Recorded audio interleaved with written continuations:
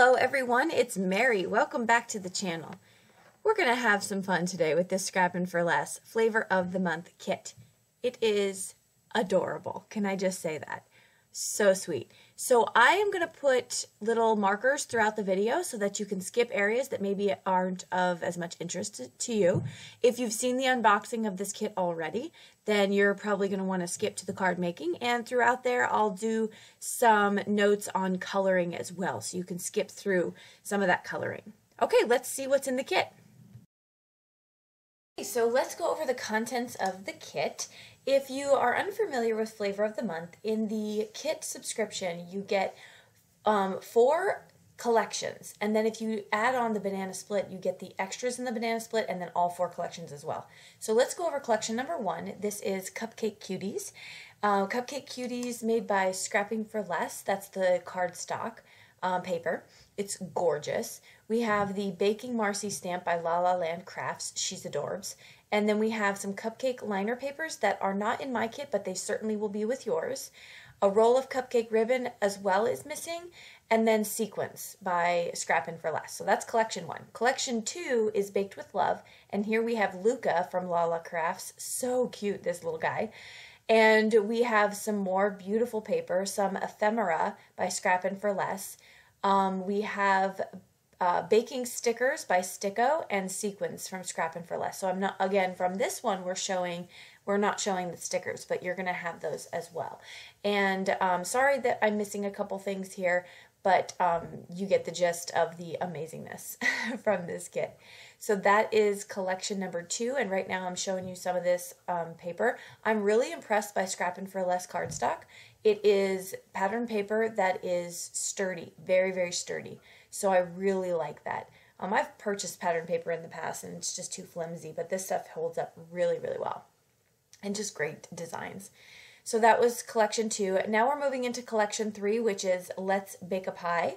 This is Let's Bake a Pie paper by Scrappin' for Less. We have the Lawn Fawn Cutie Pie stamp set there.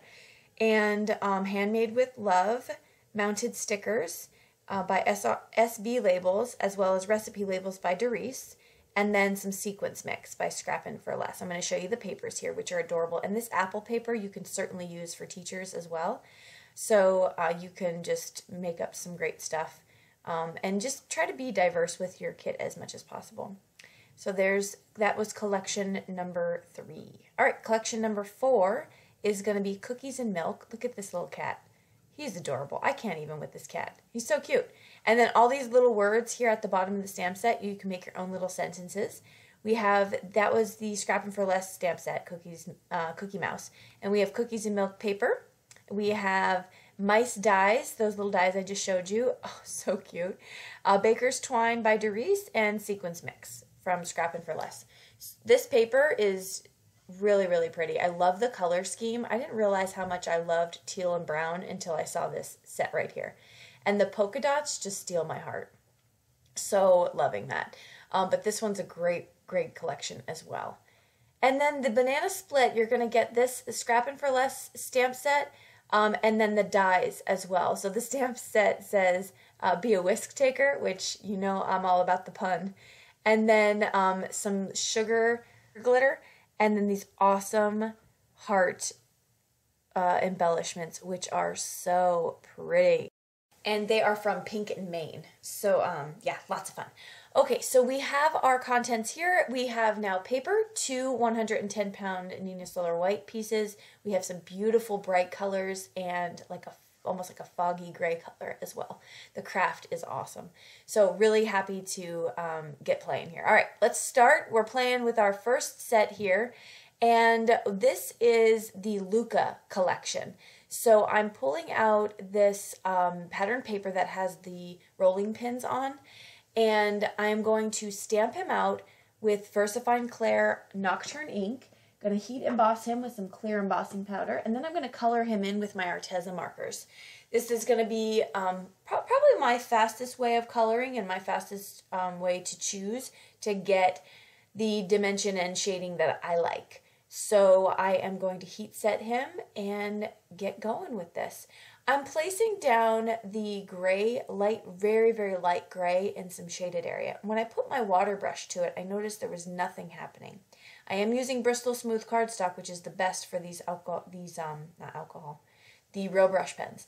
But nothing was happening. So I realized my brush was super dry. So I just squeezed out a little bit on a paper towel and then got back to business. Right here, I am making this little boy have some blonde locks, just like my little boy. This is going to be reflective of him. He doesn't bake, but he sure likes to eat cookies. So he's a huge fan. Side note, does anyone else's children out there not stop eating? Gracious me. I know I've told you all this before, but good night. These kids just eat and eat and eat. I remember my mom saying growing up that she had 2 boys and 6 girls, and she said she would rather clothe them than feed them. I totally understand that sentiment now. Yes. But yeah, and my kids for sure have a sweet tooth, so we have to keep them in check. I have to keep myself in check though too. If the sweets are in the house, I'm all over it. So it was kind of hard making all these cards with these sugary sweets. And if you saw in the pictures, I had real sprinkles out in the photos. And yeah, it was just like, man, I want a cookie. I just want a cookie. All right, so this little guy is holding some heart cookies. And I'm just going through, you can see what I'm doing here. I'm using most of the areas that I'm coloring, I'm using 2 colors, most. But I'm putting the darker one right in the line of where that shading would be.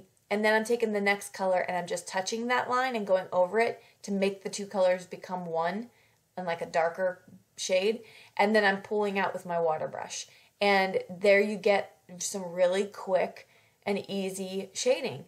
I know that alcohol markers work beautifully and they blend wonderfully, but I feel like this is the fastest way to get a look like this. This one I'm only using 1 color, I believe. No, 2 colors. But see how I'm doing that? So the darker color down, then the lighter color. And by the way, AJ chose for this little boy to wear an orange apron. Just wanted to let you know that. I was trying to push for the red, and he said, no, orange. And I said, well, it is you, so you can choose. Here on the tray he's holding, I'm just using a dark gray. That's it, to line it, to outline it. And then I'm using that same color to pull into the inside of the tray. And then some light pink just to get those heart cookies. Adia said they should be strawberry. So this was a team effort, everyone, if you haven't picked up on that. And then here I wanted to show you that I felt like that sentiment was getting lost on there, so I'm going to fix it.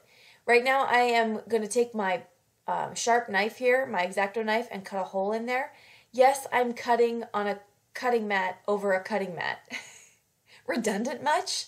But I don't want to cut up my nice new black and white mat, so it is what it is, okay? Now I'm heat setting this sentiment, and I actually heat set this twice, meaning I put 2 coats of powder on it, and I hand cut that out around the words so it could lay right on top of my, no, it was not a mistake, I just didn't like it. So I'm covering up that black. I just felt like it got totally lost on that busy background.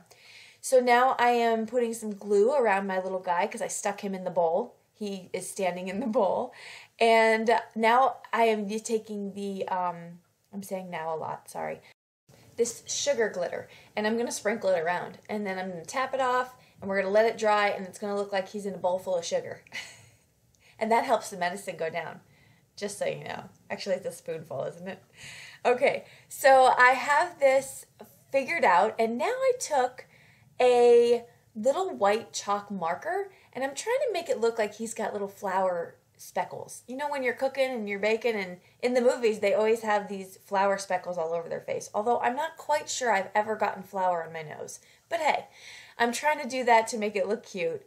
And you can barely see it. I guess if you look really close at the card, because it's too light and it just doesn't stand out enough. But I have it on his little apron and his little face.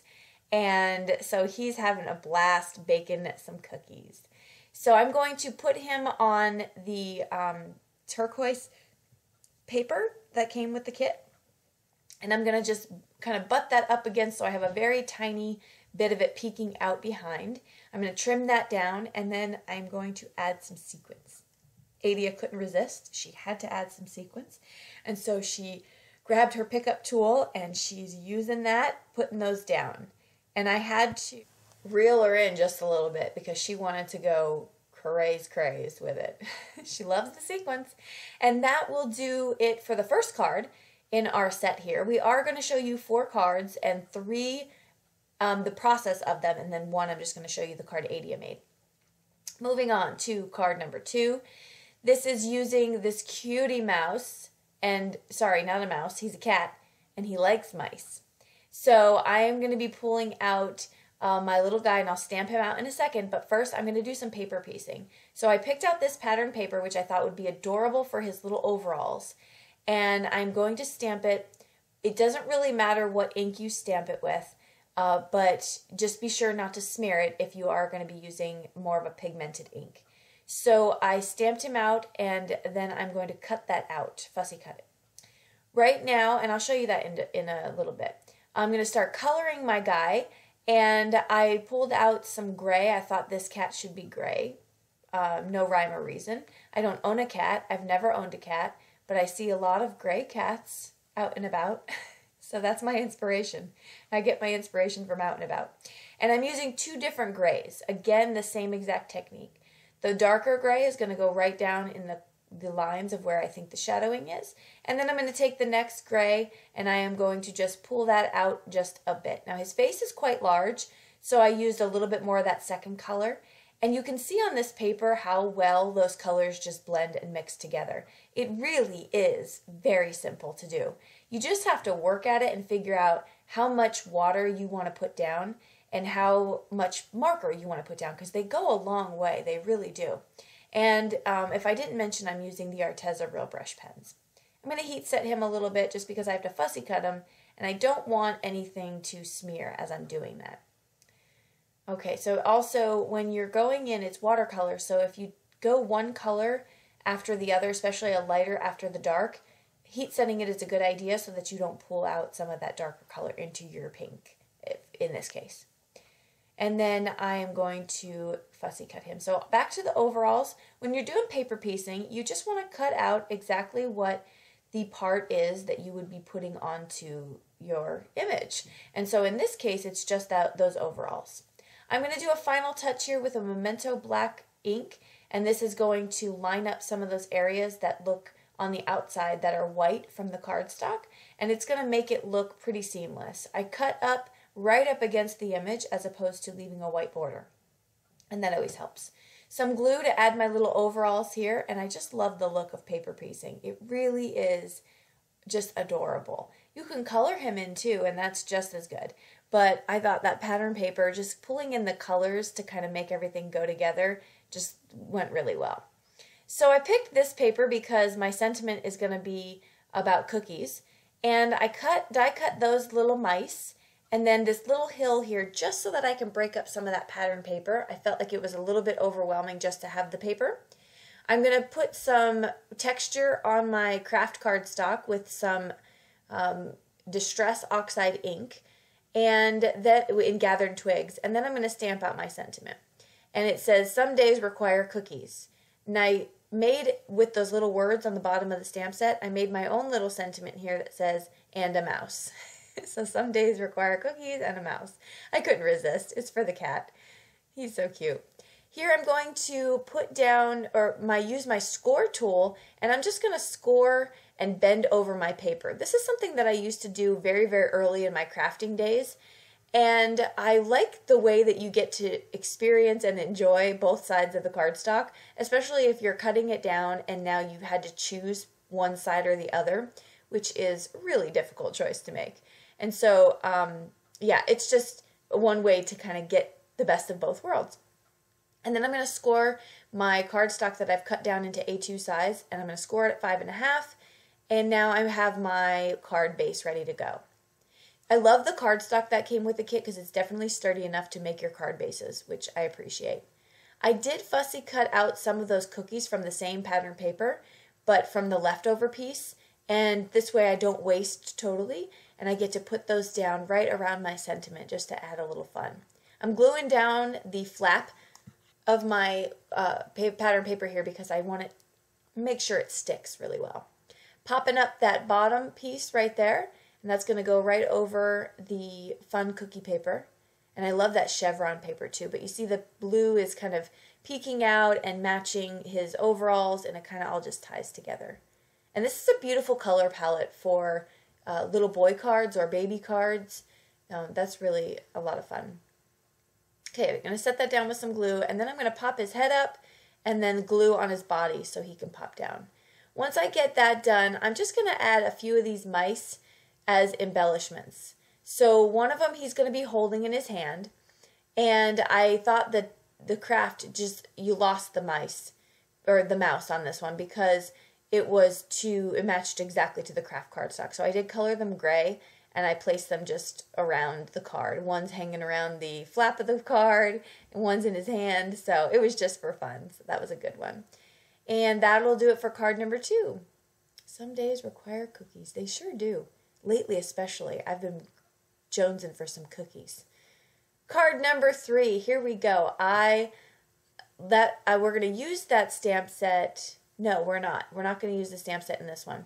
We actually are going to use this pattern paper. The polka dot pattern paper had me at hello. I saw it and I was like, yeah, this is, because Adia was picking out her pattern paper. I was like, you can't have that one. I'm sorry. I mean, there's lots of things I'll give you and I'll share with you. You just can't have this polka dot paper. No. So here I forgot that I was almost out of tape runner. Does anyone else need to open up the tape runner when you're replacing it so that you can see how the new one goes in? This is how technically savvy I am. I can't even replace my tape runner without its own model showing me how to put it back in there. Yeah, I admit I have other strengths though, don't forget. But that is not one of them. And I'm going to use that on the back of this fun foam just to put down on the circle. I thought this was fun. I used 2 different circle dies to get that look. Some tonic mirror cardstock to cut out my whisk, and the craft cardstock to cut out the little rolling pin. And we'll come back to that in a second. This is not necessary. I put some Distress Oxide on my card base here because I wanted to be able to do a water droplet effect, and I wanted the ink to resist it. So that's the only reason I did this, just to give it some kind of variance on the background. I just thought it was too plain the way that it was. I have a hard time with solid colors. It's my own hang up. You might not have that issue, but so that's why I did the Distress Oxide ink. I'm going to VersaMark ink for my sentiment, and then I'm going to heat set that with some silver embossing powder. I'm going to lay down my rolling pin and my whisk. The whisk pieces come out, so you have this beautiful realistic whisk. It's so cute. And I did do a little bit of inking around my rolling pin just so it didn't look so flat. I fussy cut out this beautiful apron from the pattern paper, and I popped it up on the front. I had to use it. So this way I got to use both pattern papers in one card as well. And I finished this card off with some of those amazing Pink and Main hearts embellishments. I love them. They're so sweet. And these are the cards that we have. So I showed you real quick in the beginning the 80th card, but here it is front and center. And I'll show you some close-ups now of that one again. So fun. She absolutely loved making this card. She did it all on her own with 0 input from me. The only thing I did was I helped her fussy cut out the image. But that's it. Thank you so much for hanging out with us and crafting. Check out Scrappin' for Less Flavor of the Month card kit this month. It's so great with so many good things, and at such a good price point. Thanks again, and I'll list everything we use below. We'll see you in the next video. Bye-bye.